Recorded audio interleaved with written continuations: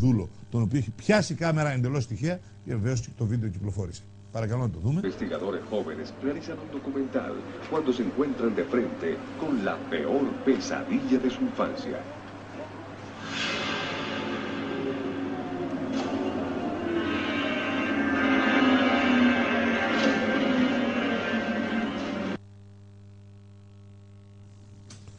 Λοιπόν, αν μπορούσαμε να το δούμε από πιο κοντά παρακαλώ, να γυρίσουμε πίσω το πλάνο, να μπορέσουμε να το δούμε από κοντά τον γκρι δούλο, έτσι, να τους.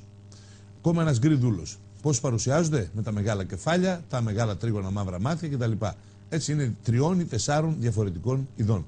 Αυτά οι παλιοί τα ονόμαζαν καλικάντζαρους. Θεωρείται αστείο, είναι γελίο, αγαπητοί φίλοι, είναι πραγματικότητα.